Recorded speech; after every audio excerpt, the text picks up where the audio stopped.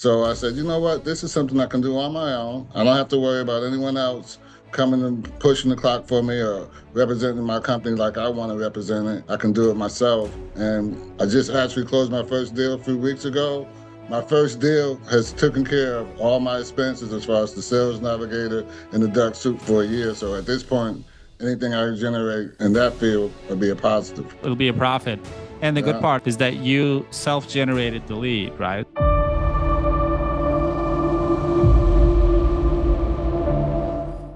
Hey, Cornell, how are you today? Not bad, Oz. How are you, sir? I am great. Great to have you on this call. We had a chance to just chat for like 30 seconds. So I want to hit it off. The reason Isabel, our head of coaching, asked me to speak with you is that you're having results so far as like a business loan broker. And that's my opportunity to get to know members like you and your background. So how are things going so far in your journey to become a successful business loan broker? Picking up momentum, heading in the correct direction. When I first joined BLB, late March, you start your new company, so you got to get your footing right for the LLC and do all that type of stuff. Sure. And with your courses, they're very informative. And if you're really that person that can stick to that plan every day and do it, it's great.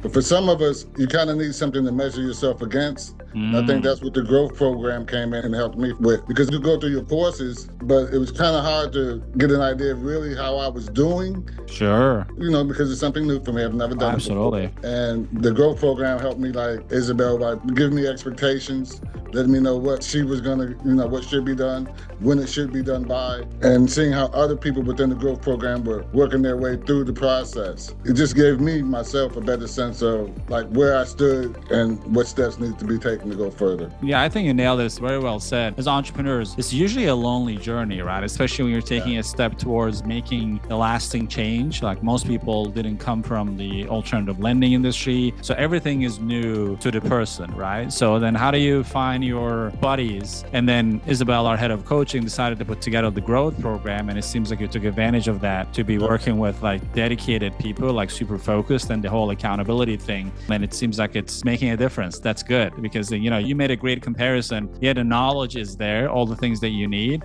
but it is usually us trying to figure out our way of kind of going through that journey, having the roadmap and someone telling you, hey, based on where you are, this is what you should be doing and things like that. So that's awesome. I like that. What's your background, Cornell? How did our paths cross and why did you end up with BLB? Or how did you end up there? I worked for General Motors for 25 years in the management field. Got 2 master's degrees. Wow. But over the last 6 years, I've trained 2 of my new bosses. And I just got a little fed up with that. It's like I couldn't do the job, but I couldn't be promoted to the job. But yet I can train my bosses and like my skill set when it comes to having that knowledge base of how to move things forward and move the needle in that way. But I couldn't get the title. The same, I think, corporate world to some extent. The corporate world kind of just pushed me away. It's just unfortunately a messed up but very common story, right? So you're qualified enough to train your bosses, but you're not qualified enough to get a raise and somehow be a manager. Like total stupidity. Yeah, I got 2 masters and my bosses come in with bachelor's degrees and I'm training them on how to be my boss. Okay. That's going to go really, really well. Yeah, they won. And how long you been with GM or in that profession? For 25 years. Wow. So you have the experience, you have the degrees and expertise and all of that. That's insane. And then then you started looking into this industry directly or you were looking for something? Somewhere in between GM and your program, I did have a non-emergency medical transportation service. In that field, I was taking people in wheelchairs to their hospital and medical appointments. But also working with GM, a lot of times I had to have some other people work for me. And a lot of times it's hard, you realize it's hard to get good people to work for you. So stop that train, so to speak, is because I couldn't keep a consistent base of good employees working for me. So then I started to look for something that I didn't have to depend on others to get the job done, so to speak. And that's when I ran across your information. I started looking at that. I've also had some experience way back, probably about 30 years ago, where I was a stockbroker in New York. So I have a little knowledge about the financial industry and how that works. So I said, you know what? This is something I can do on my own. I don't have to worry about anyone else coming and pushing the clock for me or representing my company like I want to represent it. I can do it myself. And it's just been a godsend to me. Have I made a ton of money? Nope. I just actually closed my first deal a few weeks ago.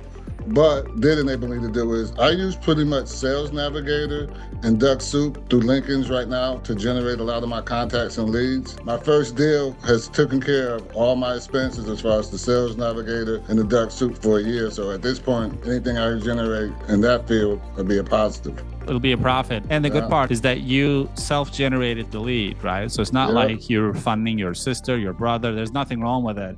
But referrals are awesome and family members are great, but you want to build a sustainable business, meaning that you need to have a source that's going to keep bringing you leads. And it seems like you took that lesson and started applying it. And now you funded your first deal. Congratulations. That's an awesome step. I posted in our community today about Thanksgiving, right? And I said, hey, you want to cross the Rubicon, right? Like Caesar did. Like you want to get to a point of no return. Like you cross that bridge. You mentally crossed it like I did. I was done with the corporate when I noticed that the people who I was looking up to, they were getting fired right and left. I'm like, wait, I want to be like those guys. And 10 years from now, what's going to stop the corporate from firing me when I start making too much money? So when you look at your future, and anyone watching this, like if you don't see yourself kind of growing and building your own thing, I can guarantee that you're going to be in trouble soon, right? Sooner or later. Like, and this is coming from someone you had 25 years of experience and all the unfair treatment. That's insane. So then right now you are in a profitable business right now, like the expenses are taken care of. The next step is going to be just building block, and you know how to learn. You have the official school degrees, and you have the street knowledge and expertise, and all that coming together. That's incredible. What are your goals, Cornell? What are you trying to do? I'm working to develop partnerships because, like you said, one of the biggest things that I need to do is make sure I have a sustained business. And one of the best ways to do that, from listening to yourself and Isabel, is to grow partners. Yes. So one of the things I've been doing is I have probably about 3 or 4 partners lined up to start early next year. One of them I'm really excited about because he's a loan officer at a bank, and he's pretty much agreed that starting in January, all of his declines he'll send my way. So I think that's a great partnership to have. But yeah, it's partnerships, building up that strong client base so that I can have relationships with my clients going further, because I want this to be something that's sustained over a long period of time. I don't want the one and done deals. I want to have a relationship with my clients. 100%. You nailed it. I mean, finding the end users are good, meaning that people who need the loans, but it is far more high leverage activity to find people who have access to those people, right? So because you're going to spend time with people anyways, right? So if you spend the time with the people who are looking for a loan today, yeah, we have repeat funding options. You're going to still make money off of them for the future. But if you connect with a banker, a loan broker, a mortgage broker, and an accountant, a bookkeeper, that pays for the life of that. Like I'm actually putting together a special training for the BLB members. You'll find out later about that, Cornell, just on that topic, how to build referral relationships. That's how I've gotten to people referring me 30, 40 leads a month, like phone ringing without any paid ads, right? And that came from nurturing, building relationships with the banking industry. A lot of the bankers, they don't have anyone in your local geography for their turndowns. Accountants and bookkeepers, they have no intention of becoming business loan brokers. Like they want to do it on the side maybe, but they're sitting on all these clients who need startup capital. Like when you help someone get a startup capital, that means you earn a client for the accountant too. They're going to start the business, and guess what? They're going to need an accountant. So it goes both ways, right? So it's like a win-win-win situation all around. So I appreciate that you already figured it out, right? If I'm going to spend time on this, and if I already have limited time because of your job and family responsibilities and whatnot, what is the best use of my time? I call it the high leverage activity, right? What is one activity that would 10x my business? Is it going after individuals who need funds? Sure, that's fine. But what is a higher level, which is going after people who will need funds, and they have the authority already. They're maybe the local celebrity. Like if you go through any social media channel like TikTok or Instagram and YouTube, there's so many influencers, right? So they have followers of 100,000, millions of followers sometimes. Either you can choose to become like them, or you can go after them and tell them, hey man, like I appreciate what you're doing with your channel, with your social media account, but do you have any like funding source for your people? And probably the answer is no. Can we jump on a quick call to find out? It is one call anyways, right? You're going to have that call either with the person who needs funding or someone who has people. So if I'm going to put up the time, I'd rather spend the time with people who can just keep feeding me. Does that make sense? That's the multiplier effect. Yes. Talk to one person and have them multiply it out for you. Yeah, I get it. I totally get it.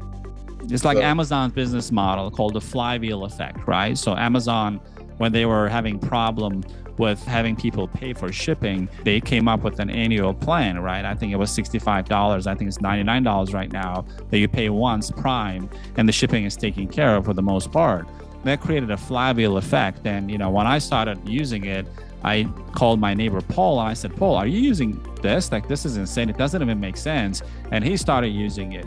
It's called the product-led growth. So what you have access to kind of grows on its own. So you want to build a system like that. When you're talking to somebody, that person talks to somebody else, talks about how great Cornell is. So when you have that flywheel effect that grows on its own after, obviously initially, just like anything there, you're fighting against inertia. Like you feel like nothing might be happening, a lot of work and this and that. But fast forward, the people who build large businesses, they've been patient for a long time, which is like, as you know, humankind kind of lacks.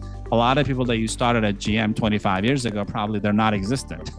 Not there anymore. You're right. That's the game that we're playing. It's the business is not a win or loss. It's the last man standing game, right? So who's the last man standing or woman standing? And it comes to the relationships. That's how we built our lending network. Those people I know personally, because I've been in the industry the longest, and they want to connect with people who are not going anywhere. They're not changing company names. They're not flipping, flopping. We're teaching the same thing to our members. So I want to congratulate you on your first deal. This is first of many, obviously.